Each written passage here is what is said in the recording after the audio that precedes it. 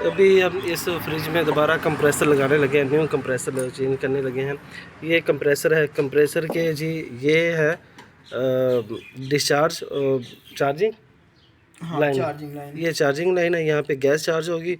और ये जो 2 पॉइंट है, यहाँ पे रिटर्न है और ये डिस्चार्ज है। दोनों सेक्शन ने, हाँ, सेक्शन ने दोनों ठीक दोनों है। सेक्शन है। लेकिन ਇਹਦੇ ਵਿੱਚ ਕਿਉਂਕਿ ਕੰਪਰੈਸਰ ਤੇ ਪੁਆਇੰਟ ਕਰ ਦਿੱਤਾ ਗਿਆ ਵੀ ਇਹ ਸੈਕਸ਼ਨ ਜਿਹੜੀ ਹੈ ਇਹਦੀ ਪਾਵਰ ਜ਼ਿਆਦਾ ਹੋਏਗੀ, ਸੈਕਸ਼ਨ ਪਾਵਰ ਇਸ ਸਾਈਡ ਦੀ ਜ਼ਿਆਦਾ ਹੋਏਗੀ। सही है, ਫਿਰ सही ਐਸਾ है। ਸੈਕਸ਼ਨ ਜਿਹੜੀ ਹੈ ਰਿਟਰਨ ਜਿਹੜੀ ਹੈ ਇਵੈਪੋਰੇਟਰ ਚ ਵਾਪਸੀ ਜਿਹੜੀ ਆ ਰਹੀ ਹੈ ਇੱਥੇ वो ਲਾਵਾਂਗੇ इतने लावांगे, सही ਇਹਦੀ है। ਵਜ੍ਹਾ ਤੋਂ। मैं समझ गया, ਅਗਰ ਇਹ ठीक। ਨਹੀਂ ਲੱਗਾ ਹੁੰਦਾ ਫਿਰ ਅਸੀਂ ਦੋਨੋं यूज़ कर सकते हैं सही है, सही है, ये भी ठीक हो गया।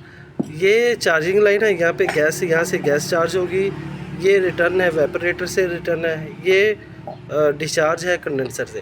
अच्छा, कंडेंसर 2 होते हैं फ्रिज में अमूमन। एक होता है इनर कंडेंसर, एक होता है आउटर कंडेंसर।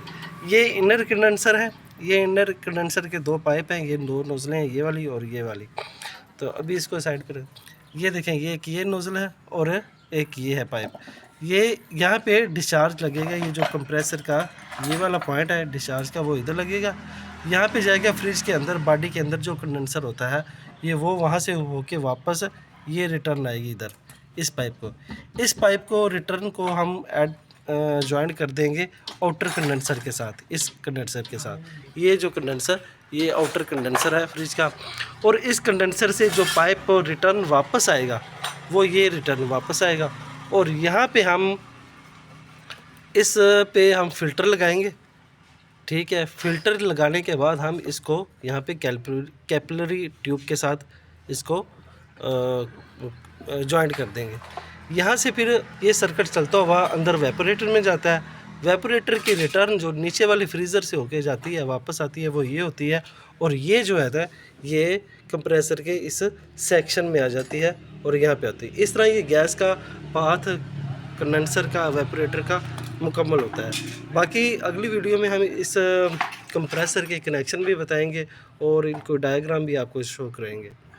अच्छा जी, ये पिछली वीडियो में हमने आपको बताया था कि ये कंडेंसर की, एवेपोरेटर की ये फ्लो कैसे होती है, गैस कैसे आउट होती है कंप्रेसर से और कैसे वापस कंप्रेसर में इन होती है।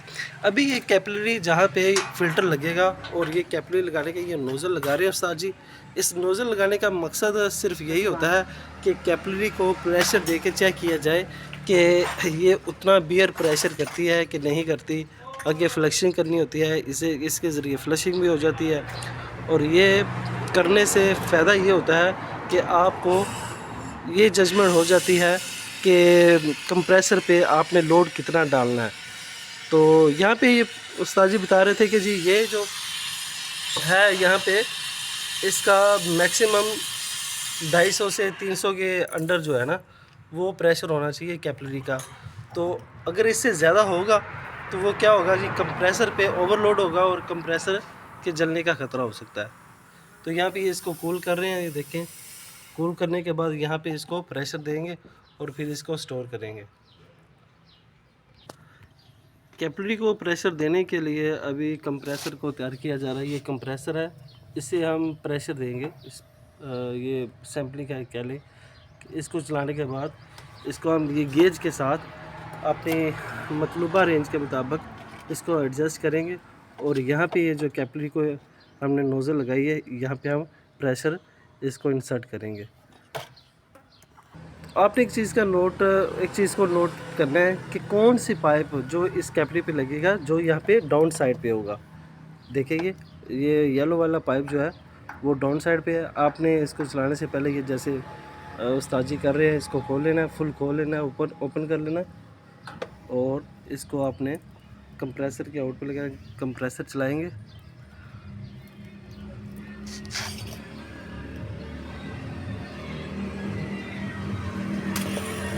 ये कंप्रेसर चला हो गया पे,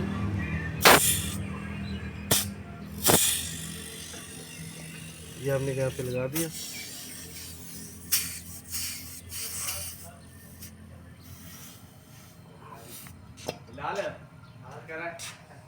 कितने फोटो दिए के ये देखिए यहाँ पे ये कैपिलरी प्रेशर जा रहा है। ये देखिए इस पे प्रेशर है। ये